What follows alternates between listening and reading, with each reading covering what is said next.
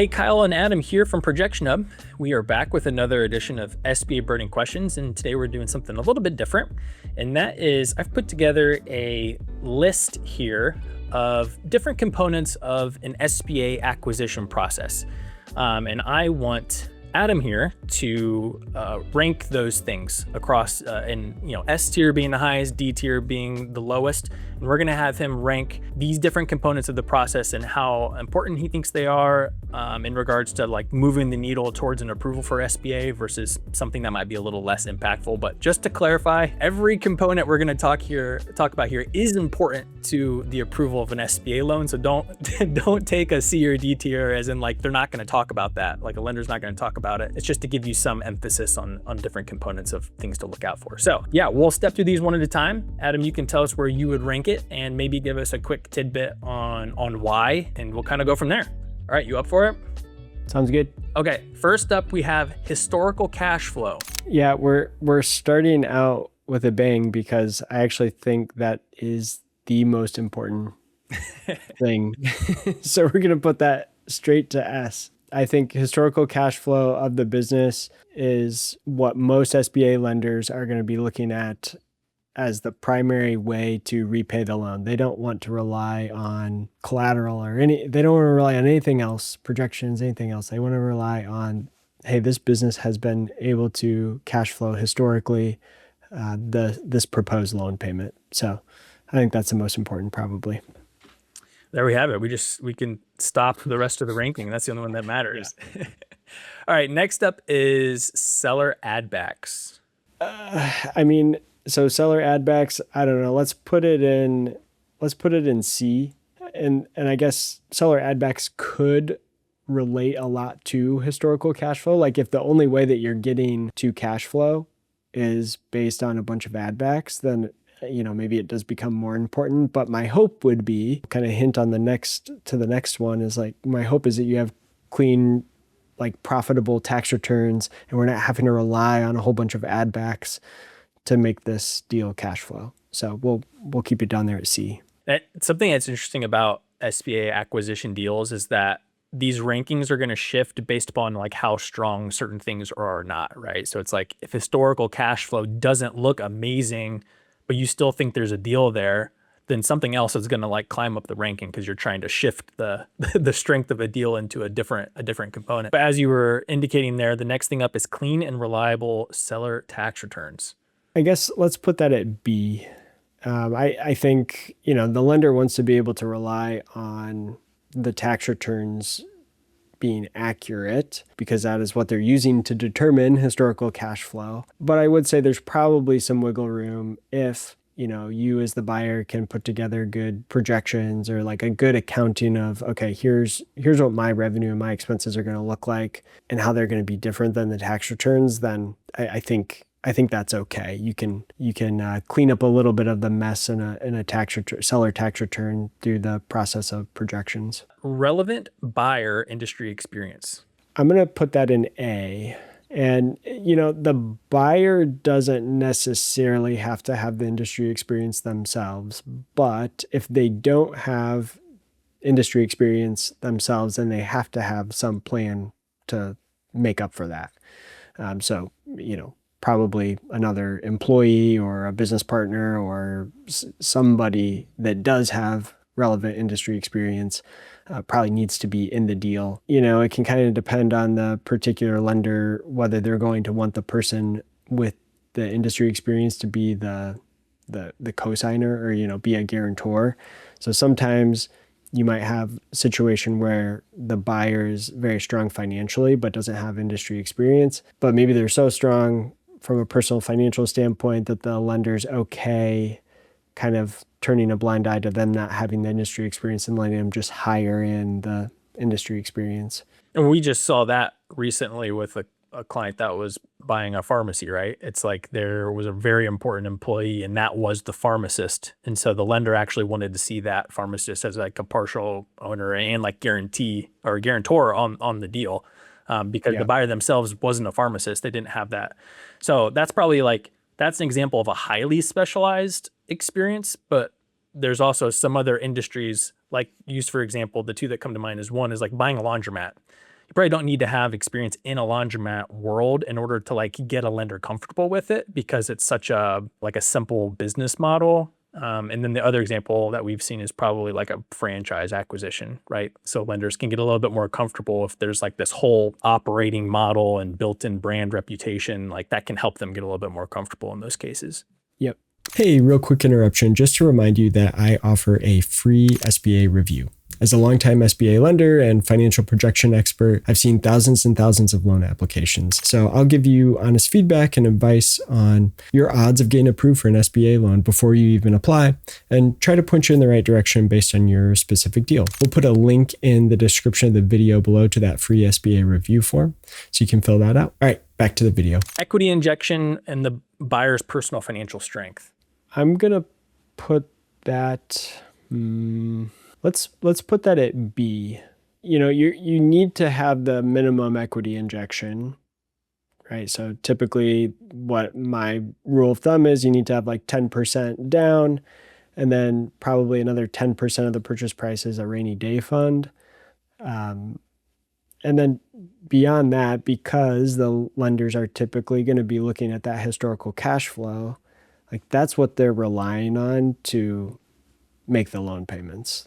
They want to rely on the historical cash flow, not on like, hey, the business is going under and not performing, and now we got to go back to you as the buyer and try to, you know, liquidate your personal assets. So that's what I normally see. Especially as the deal size gets larger, right? Because then it's no matter how strong you are, you're not changing the math there. Right. Personal credit score for the buyer.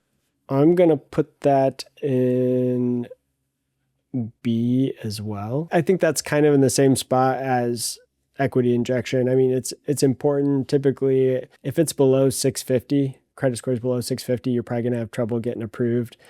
But if you're kind of above a threshold, a certain threshold, like if you're in the 700s, then it doesn't probably really matter if you're 700 or you're 800.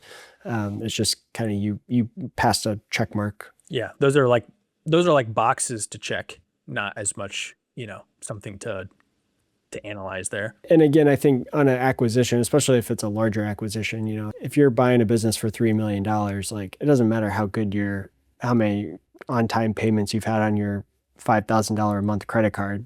Like you're not going to be able to keep up with the loan payment if that, you know, S tier historical cash flow of the business doesn't perform. Right. Like that's why that's the most important thing, because you could have every intention to pay back the loan, but just not be able to. Feasible seller transition or transfer plan. I guess I'll put that.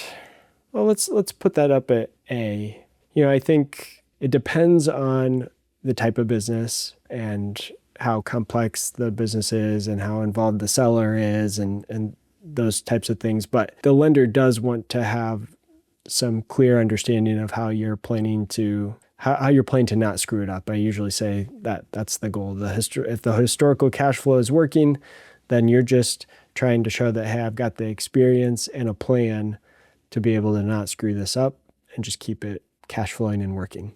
So I think it's pretty important. And I would agree with you there, because sometimes there's businesses where it's like the seller is the business. So it's like if you can't remove them or replace them, like doesn't matter how good the business performs, that it's kind of dead, right? If you're going to lose all your customers or, you know, the knowledge required to run that business. Business plan. All right, I'm gonna tell you the next two. I'm gonna put both of the next two in C, business plan and financial projections. We're gonna put in C, which might sound weird because we help people with business plan and financial projections. But again, in a good, solid acquisition, the historical cash flow should be the thing that's carrying the deal. And so we shouldn't need to rely on the business plan or the projections all that much. They're kind of like, hey, we want to make sure that this makes sense and that we've gone through the thought process, but it shouldn't be the thing making or breaking the lending decision. Now, I would say sometimes there are deals that we work on that are more like turnaround deals where the business is really, you know, faltering or it's shrinking, revenues declining. Like In those situations, then I think the business plan and projections probably move up a notch or two. But we're going to, for the purpose of this exercise, let's assume the business is already working, because we said historical cash flow is the most important thing. So yeah. And business plan and projections also, to like, just to add into that, like, they aren't magic. They are just like a clean professional representation of all the other facts that like already exist in a deal in the business. So it's not like we write a business or put together projections that make something up that isn't already present in their personal situation or the value of the business or whatever. Like, we don't get to change those rules. I think it's just, so I would agree with the lower ranking, because if you don't have the other components, then it's like, well, the business plan and the projections are not going to be good if those things don't already exist. Deal structure and valuation. yeah, I don't know if I'm allowed to have two things in S, but if so, I would probably throw this up there with historical cash flow. I think, a good deal structure can make or break the deal. I mean, you could have something that might be tight on cash flow initially, but then if you structure the deal the right way with maybe a seller note, or you put in more equity, or you have a contingent seller note or forgivable seller note, that, if the business cash flow declines, then you're kind of protected with a portion of the deal being forgivable.